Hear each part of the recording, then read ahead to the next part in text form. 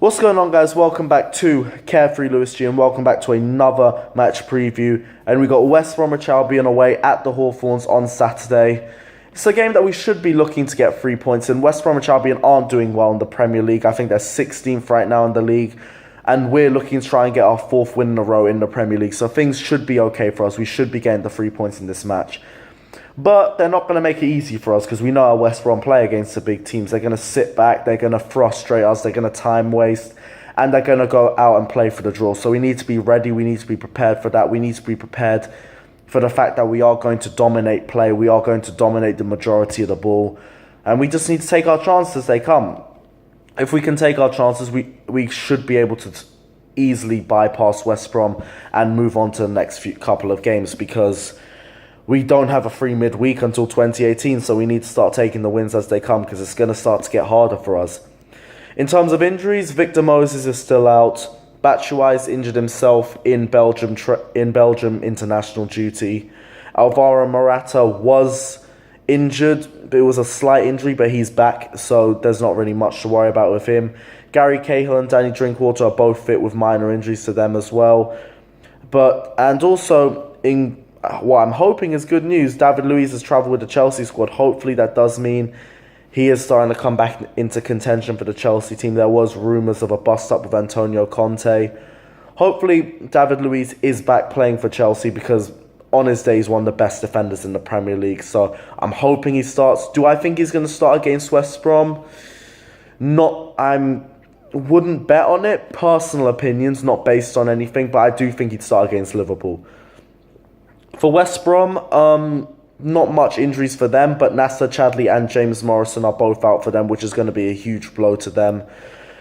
West Bromwich Albion need points, so they're going to try and make this very difficult for us, but we should be able to see off West Brom and move on to Karabag and to Liverpool because that is a very tough week for us. We have to go to Azerbaijan to guarantee our place in the Champions League knockout stages, and then we gotta go to Liverpool away on the Saturday as well. So there's a 2-day rest in between going from Azerbaijan to Liverpool.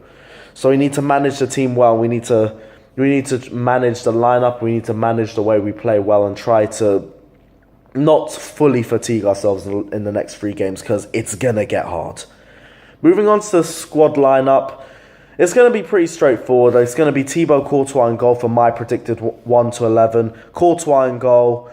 Christensen in the middle. I don't think David Luiz is going to be back. But to be honest, I haven't got anything against Christensen playing because Christensen has fully impressed with every game he's played. On either side of him, we're going to have Azpilicueta on the right-hand side, Rudiger on the left-hand side.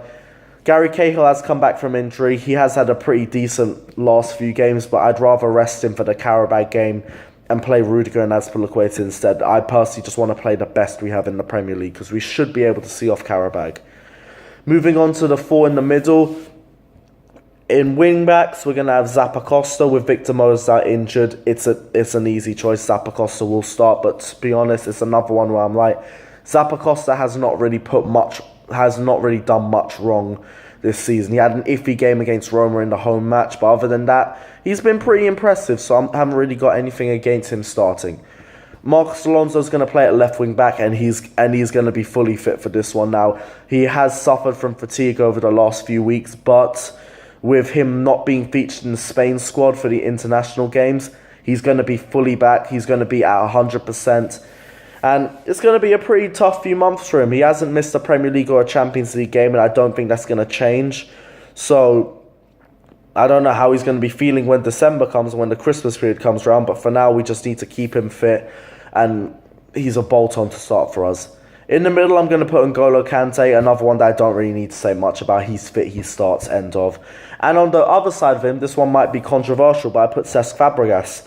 And yeah, no, I have said Cesc Fabregas does not fit a 2-man midfield because of his lack of athleticism. But I've also said that Cesc Fabregas only fits that formation in a certain type of game. And this is that certain type of game. West Brom are not going to come out forward. West Brom are going to give Fabregas the space that he thrives on. And I think Fabregas should start, and I think Fabregas is going to have an amazing game. Moving on to the 3 up front, I'm going to go with Morata up top. Easy choice. His injury wasn't that bad, so he comes back into the Chelsea squad for this game. And I'm going to put Hazard on the left-hand side, another Bolton. I don't really need to say much about him. And I'm going to put Pedro on the other side of him because Pedro, I know might suffer in terms of lack of physicality, but I think he'll just do more on the ball than Willian will do. So I'm going to put Pedro in on the right-hand side. But guys, this is my predicted 1-11, and this is my match preview for the West Brom v Chelsea game. If you like this video, don't forget to like and subscribe to 100% Chelsea. And also like and subscribe to Carefree Lewis G as well. And I will see you guys very, very soon. Up the Chelsea.